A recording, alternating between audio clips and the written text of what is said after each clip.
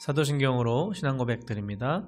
전능하사 천지를 만드신 하나님 아버지를 내가 믿사오며 그 외아들 우리 주 예수 그리스도를 믿사오니 이는 성령으로 잉태하사 동정녀 마리아에게 나시고 본디오 빌라도에게 고난을 받으사 십자가에 못 박혀 죽으시고 장사한 지 사흘 만에 죽은 자 가운데서 다시 살아나시며 하늘에 오르사 전능하신 하나님 우편에 앉아 계시다가 저리로서 산자와 죽은 자를 심판하러 오시리라. 성령을 믿사오며 거룩한 공예와 성도가 서로 교통하는 것과 죄를 사하여 주시는 것과 몸이 다시 사는 것과 영원히 사는 것을 믿사옵나이다. 아멘. 찬송가 391장입니다. 찬송가 391장 오 놀라운 구세주 같이 찬양드리겠습니다. 찬송가 391장입니다. 오 놀라운 구세주 예수 내 주 참 능력의 주시로다. 금바위 및 안전한 그곳으로 내 영혼을 숨기시네. 메마른 땅을 종일 걸어가도 나 피곤치 아니하며 저 위험한 곳 내가 이를 때면 큰 바위에 숨기시고 주 손으로 덮으시네. 오 놀라운 구세주 예수 내 주 내 모든 짐 벗기시네. 죄악에서 날 끌어 올리시며 또 나에게 힘 주시네. 메마른 땅을 종일 걸어가도 나 피곤치 아니하며 저 위험한 곳 내가 이를 때면 큰 바위에 숨기시고 주 손으로 덮으시네. 증량 못할 은혜로 채우시며 늘 성령에 감아주사 큰 기쁨 중 주님을 찬양토록 내 믿음을 도우시네. 메마른 땅을 종일 걸어가도 나 피곤치 아니하며 저 위험한 곳 내가 이를 때면 큰 바위에 숨기시고 주 손으로 덮으시네. 주 예수님 공중에 임하실 때 나 일어나 맞이하리. 그 구원의 은총을 노래하리. 저 천군과 천사 함께 메마른 땅을 종일 걸어가도 나 피곤치 아니하며 저 위험한 곳 내가 이를 때면 큰 바위에 숨기시고 주 손으로 덮으시네. 이 시간 함께 나눈 하나님 말씀은 사사기 15장 9절로 13절 말씀입니다. 사사기 15장 9절로 13절 말씀 다 같이 합독하겠습니다. 이에 블레셋 사람들이 올라와 유다의 진을 치고 레이에 가득한지라. 유다 사람들이 이르되 너희가 어찌하여 올라와서 우리를 치느냐. 그들이 대답하되 우리가 올라온 것은 삼손을 결박하여 그가 우리에게 행한 대로 그에게 행하려 함이로라 하는지라. 유다 사람 3,000명이 에담 바위의 틈에 내려가서 삼손에게 이르되 너는 블레셋 사람이 우리를 다스리는 줄을 알지 못하느냐. 내가 어찌하여 우리에게 이같이 행하였느냐 하니 삼손이 그들에게 이르되 그들이 내게 행한 대로 나도 그들에게 행하였노라 하니라. 그들이 삼손에게 이르되 우리가 너를 결박하여 블레셋 사람의 손에 넘겨주려고 내려왔노라 하니 삼손이 그들에게 이르되 너희가 나를 치지 아니하겠다고 내게 맹세하라 하매 그들이 삼손에게 말하여 이르되 아니라 우리가 다만 너를 단단히 결박하여 그들의 손에 넘겨줄 뿐이요 우리가 결단코 너를 죽이지 아니하리라 하고 새 밧줄을 둘로 결박하고 바위 틈에서 그를 끌어내니라. 아멘. 이 시간 함께 읽은 본문 말씀으로 우리를 다스리시는 분이라는 제목으로 함께 말씀을 나누려고 합니다. 사사기를 전체적으로 살펴보면서 동일하게 반복되는 패턴을 우리는 알 수 있습니다. 첫째는 이스라엘 백성들이 하나님과의 관계 가운데 하나님을 믿지 않고 우상 숭배하면서 하나님 앞에서 범죄를 하게 됩니다. 그렇다면 하나님께서는요, 다른 나라가 이스라엘을 압제하는 것을 허락하십니다. 그렇다면 이스라엘이 그제서야 이제 돌이키게 돼요. 그제서야 하나님 앞에 회개하면서 돌이키게 됩니다. 그때 하나님께서는 그들의 기도를 들으시고 사사를 또 세우십니다. 그래서 사사를 통하여서 구원을 하시죠. 그렇게 구원받은 이스라엘 백성들이 평화로운 시절을 보내게 되면서 하나님을 떠나 징계받은 이 과거를 또 그것을 또 망각하게 되죠. 그러면서 다시는 범죄하게 됩니다. 하나님 앞에서 우상 숭배하면서 다른 신들을 섬기게 되죠. 이런 악의 순환적인 구조가 반복되는 것이 사사기 말씀입니다. 여호수아의 죽음 이후에 삼손까지 14명의 사사가 있었고 그 사사 시대 가운데 이 6번의 그 주기적으로 반복되는 패턴이 나오게 되는데 이런 반복되는 이스라엘 역사를 살펴보면서 알 수 있는 것이 있습니다. 무엇이냐면 가면 갈수록 또 죄악이 심해진다고 해야 할까요? 죄의 농도가 점점 짙어지고 더욱 악해져만 가는 것을 우리는 알 수 있습니다. 사실 성경의 사사 시대뿐만 아니라 온 인류의 역사를 보면 우리가 또 이제 살아가는 이 세상을 보면 더욱 알 수 있는 게 바로 그거 아니겠습니까? 죄가 더욱더 만연해지고 더욱더 악해진다는 것이죠.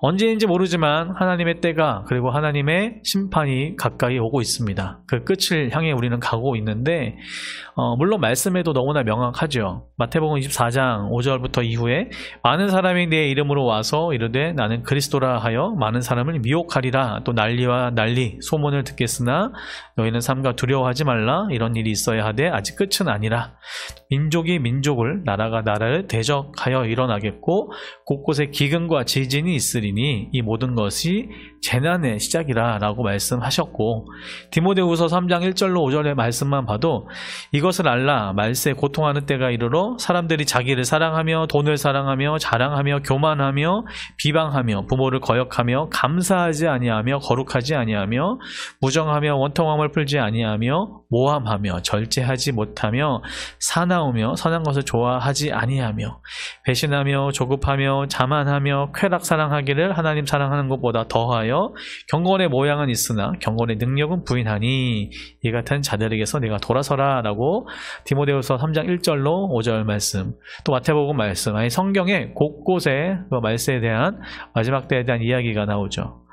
사사기 말씀도 사실 그렇습니다. 점점 만연해지는 그러한 죄들이 점점 더욱더 죄는 또 다른 죄를 낳고 죄는 점점 짙어지고 있는 것을 우리는 보고 있는데, 사사기 13장부터 16장까지는 특별히 사상 삼손에 대한 이야기입니다. 압돈 이후에 30여 년의 평화가 시기가 있었습니다. 하지만 또 오래가지는 못했죠. 이스라엘 백성들은요, 구원의 하나님을 잊은 채 죄를 지으며 살게 됩니다. 하나님께서는 이제는 블레셋을 통하여서 이스라엘 백성들을 징계하십니다. 하나님의 약속의 자녀로 나세린으로 구분되었음에도 불구하고 하나님께서 하지 말라고 하셨던, 거역하셨던 이것을요 범하게 되죠. 삼손이 범하게 됩니다. 무엇보다 이방 여인과의 잘못된 이 결혼으로 인해서 얼마나 비극적인 일들이 있었는지를 우리는 살펴보고 있습니다. 하지만 이것 또한 하나님의 능력의 장중에 하나님의 주권 아래 있었던 일이었습니다. 하나님께서는 삼손의 죄악된 이 행실에도 불구하고 어떻게 하셨죠? 하나님의 도구로 계속 사용하고 계시는 겁니다.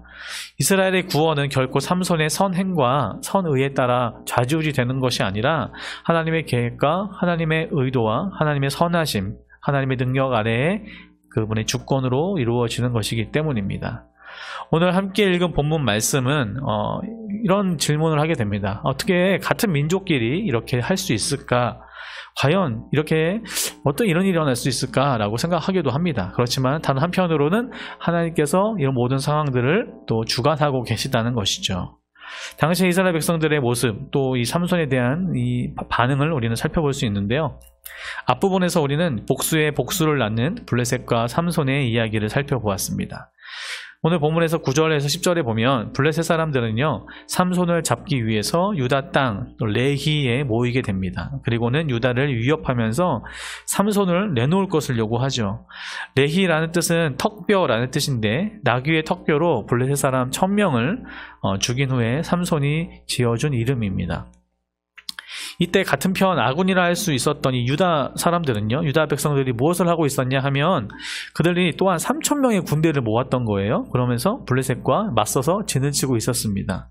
그런데 유다는 그렇게 많은 군사, 어떻게 보면 블레셋의 3배에 달하는 군사를 모았음에도 불구하고 그들과 이 블레셋과 맞서지 않았습니다. 싸우지 않았습니다. 그리고 오히려 삼손을 찾아와서 이야기하는 게 바로 11절인데요. 같이 한번 읽어볼까요? 15장 11절입니다. 시작. 유다 사람 3000명이 에담 바위 틈에 내려가서 삼손에게 이르되 너는 블레셋 사람이 우리를 다스리는 줄을 알지 못하느냐? 내가 어찌하여 우리에게 이같이 행하였느냐 하니 삼손이 그들에게 이르되 그들이 내게 행한 대로 나도 그들에게 행하였노라 하니라. 아멘. 유다의 결정, 유다 백성들의 결정은 블레셋 사람들이 요구하는 대로 그대로 따르자는 것이었습니다. 오히려 삼손에게 적반하장으로 오히려 더 큰 소리를 치고 있는 것만 같습니다. 블레셋 사람들의 지배가 오랫동안 지속되다 보니까 이스라엘의 모든 아마 저항 의지가 꺾여 있었는지, 아니면 그들에게 계속해서 싸울 생각이 없던 거죠. 어떻게 보면 싸울 생각조차 없는 것으로 보입니다. 그들이 아마 이 현실을 유지하고 싶었던 것 같아요. 그러면서 적당히 그들과 타협하면서 지금처럼 이방인과 계속 섞여 살면서 그렇게 계속 살고 싶었던 것으로 보입니다. 블레셋의 말에 결국에 굴복하게 되는 겁니다. 그런데 우리가 주목해 봐야 할 것이 뭐냐면, 방금 읽었지만 11절에 보니까 그 근거가 무엇입니까? 삼손에게 오히려 적반하장하면서 이야기하는 거. 너 왜 그렇게 했냐? 라면서 그들이 블레셋을 어떻게 생각하고 있었는지 우리는 알 수 있는데요. 11절에 방금 읽었지만 다시 읽어보면 블레셋 사람이 우리를 다스리는 줄을 알지 못하느냐라고 삼손에게 이야기합니다. 블레셋이 우리를 다스리고 있다라고 이야기하죠. 이 말은 다시 한번 우리가 생각해 봐야 합니다. 묵상해 봐야 합니다. 얼마나 이스라엘 백성들이요, 하나님과의 관계가 멀어져 있는지를 보여주고 있는 것이기 때문이죠. 이스라엘을 다스리시는 분은 누구십니까? 오직 하나님 한 분이십니다. 이스라엘은요, 하나님의 선택된 아주 거룩한 민족으로 열방의 축복의 통로이자 구원의 통로입니다. 그런 이스라엘 백성들이 시대가 가면서 어떻게 됩니까? 변질되는 거죠. 하나님을 떠나게 된 겁니다. 출애굽기 19장 5절 6절에 이렇게 나와 있어요. 세계가 다 내게 속하였나니 너희가 내 말을 잘 듣고 내 언약을 지키면 너희는 모든 민족 중에서 내 소유가 되겠고 너희가 내게 대하여 제사장 나라가 되며 거룩한 백성이 되리라.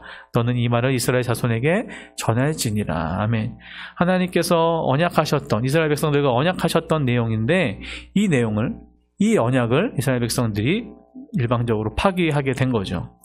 하나님께로부터 받은 제사장 나라로서의 위대한 사명과 하나님의 언약 백성으로서의 위치를 망각해 버리면서 블레셋에서 이제는 계속해서 그 지배 아래 그들의 노예로 살고 있었던, 그리고 그것이 마치 자신의 정체성이라고 여겼던 것입니다. 때로 이스라엘 백성들이요 하나님을 떠나서 우상 숭배를 하게 했습니다. 그리고 하나님께 징계를 받을 때도 있었죠. 수많은 열강을 통하여서 이스라엘 백성들이 많은 어려움도 당했습니다. 하지만 하나님은요 그들을 단 한순간도 떠나신 적이 없는 분이십니다. 그들의 정체성, 그들의 본질은 무엇입니까? 그들의 존재는 한 번도 변한 적이 없습니다. 하나님께서 세우신 너무나 거룩한 자손들, 제사장 나라와 거룩한 백성이었던 것인데 그들은 그것을 망각하게 된 겁니다. 하나님의 다스리심을 잊고 인정하지 않으며 지금은 블레셋이 우리를 다스리고 있으니까 계속 그렇게 살아가자라고 이야기하는 겁니다. 오히려 삼손에게 적반하장하고 있습니다. 그렇다면 삼손이 어떤 반응을 했습니까? 12절 13절에 나와 있는 것처럼 유다 사람들이요 삼손을 죽이지 않고 순순히 묶어서 블레셋 사람들에게 넘기게 되는 거죠. 삼손도 저항하지 않고 자신의 목숨은 살려달라라는 이야기를 또 하게 됩니다. 삼손의 요구에 나를 치지 아니하겠다고 맹세해달라고, 죽이지 않고 단단히 결박해서 그냥 넘겨달라는 이야기를 하게 됩니다. 결국에는 삼손은요 동족의 손에 묶임을 받아서 이방 대적 블레셋에 넘겨지게 됩니다. 이 부분 보면 마치 예수님의 생각이 납니다.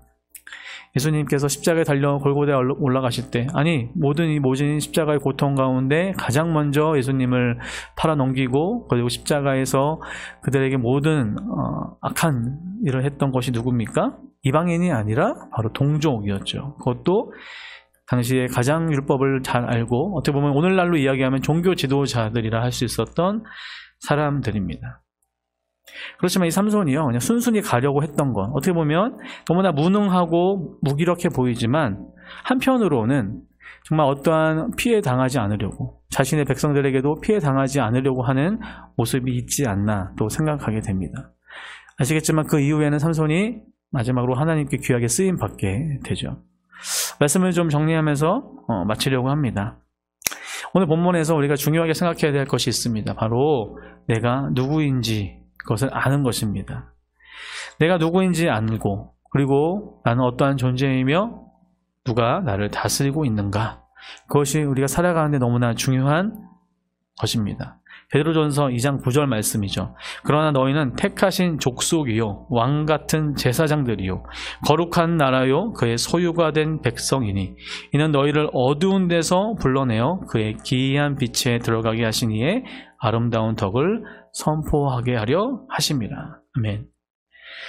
우리가 이 세상에 살아가지만 우리는 이 세상에 속한 사람들이 아니요 하나님께 속한 사람들인 줄 믿습니다. 계속해서 우리는 우리의 정체성, 우리는 어떠한 사람들이고 어떠한 존재들이며, 그리고 우리를 다스리시고 궁극적인 우리의 왕이 누구이신가, 바로 오직 여호와 하나님 그분밖에 없다는 것을 우리는 계속해서 선포하며 날마다 믿음으로 나가야 될 줄 믿습니다. 이 시대에 세상에 타협하지 않고 사실 우리를 다스리시는 분이 누구신지 우리가 제대로 알기 원합니다. 안타까운 일들이 계속 일어나고 있고 여러 가지 국제 정세뿐만 아니라 정치, 경제, 사회, 문화 모든 영역에서 너무나 어수선한 이 시대를 살아가고 있는 저와 여러분, 우리가 나라를 위해서 기도해야 될 줄 믿습니다. 더구나 우리가 중심을 잡고 기도하며 다시 한번 궁극적인 우리의 통치자 되시는 그 하나님 앞에 우리의 모든 것을 내려놓고 나라 민족을 위해서 또한 기도하며 나아가는 저와 여러분들 간절히 소원합니다. 우리를 다스리시는 분은 오직 하나님 한 분이십니다. 아멘. 기도하겠습니다. 사랑과 은혜가 풍성하신 하나님 아버지, 이 시간 오늘 말씀 앞에 우리가 섭니다. 하나님, 다시 한번 겸손히 우리를 다스리시는 분이 오직 한 분 하나님이신 줄 믿습니다. 또한 선포합니다. 전능하신 나의 주 하나님, 우리가 이 세상 살아갈 때 세상에 속해서 살아가는 것이 아니요 오직 하나님 한 분께만 묶인 바 되어 살아가는 우리 인생 될 수 있도록 도와주시고, 우리 능곡중앙교회 한 분 한 분 되어질 수 있도록 하나님 도와주시옵소서. 하나님, 세상이 많이 흉흉합니다. 많이 안타깝고 어려운 일들과 상황이 좋지 않지만 우리가 어떠한 것을 볼 수 있겠습니까? 이 모든 것의 주인이신 오직 주님만 바라보며 믿음으로 나아갈 수 있도록 도와주시고, 무엇보다 기도하며 무릎으로 나아가는 이 시대에 주님의 귀한 백성들, 축복의 통로, 그리고 왕같은 제사장 될 수 있도록 하나님 도와주시옵소서. 우리와 함께 하시며 우리를 다스리시는 우리 주 예수 그리스도의 이름으로 기도 올려드립니다. 아멘. 하늘에 계신 우리 아버지여, 이름이 거룩히 여김을 받으시오며 나라의 임하옵시며 뜻이 하늘에서 이룬 것 같이 땅에서도 이루어지이다. 오늘날 우리에게 일용할 양식을 주옵시고, 우리가 우리에게 죄 지은 자를 사하여 준 것 같이 우리 죄를 사하여 주옵시고, 우리를 시험에 들게 하지 마옵시고 다만 악에서 구하옵소서. 대개의 나라와 권세와 영광이 아버지께 영원히 있사옵나이다. 아멘.